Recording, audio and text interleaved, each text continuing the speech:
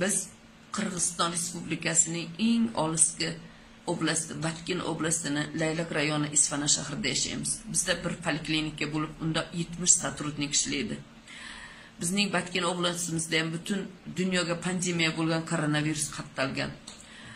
Bizni Isfana shahrimizda Batkenga borib kelgan kontaktlar, Rossiyadan kelgan kontaktlar, Umradan kelgan kontaktlar, da'vatdan kelgan kontaktlar bor. Biz ularni holidan tez-tez xabar olib turamiz.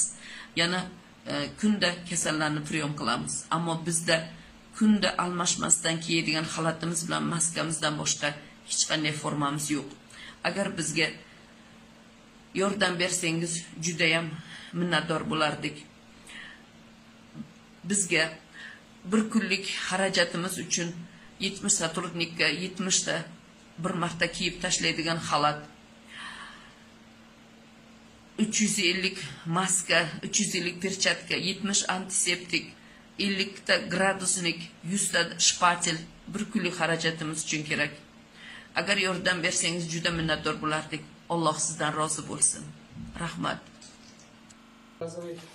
Kiyimler verildi. Anan keyin одноразовый 20 dana одноразовый kombinezonlar verildi. Ошондой эле бир жолу колдонулуучу маскалар, анан антисептик каражаттары бүгүнкү күндө бизде бардыгы жетиштүү. Ошону менен бирге эле бизде респираторлор ар бир дарыгерге, ар бир мээрбанга район боюнча берилди. Бул эмелерди биз колдонуп жатабыз. Анан элдин арасында биздин мээрбандар, дарыгерлер чыгып, подборный акбот жүргүзүп, коронавирус инфекциясы боюнча түшүндүрмө иштерин жүргүзүп жатат. Ошону менен бизге мобилдик бригада түзүлгөн. Мобилдик бригаданын эсебинде Азиз Гафуржан Мурадуллаевич деген дарыгерибиз менен немеде тез жардам бөлүмүнүн бир фельдшерлери кошулуп, үй карантинде турган жарандарыбызды көзөмөлдөп турабыз. Биздин Исфана шаары боюнча биринчи үй-бүлөк дарыгерлер тобунда 24312 жаран жашайт.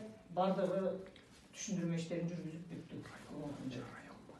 Район боюнча дагы ар бир үй-бүлөлүк дарыгерлер тобуга, ошондой эле фельдшерлик акушерлик пункттарга, ар бир мээрбанга, ар бир дарыгерге бизге берилген ушундай каражаттардын бардыгы бөлүнүп берилди. Алар дагы ошондой эле иштерди жүргүзүп жатат деген ойдомун.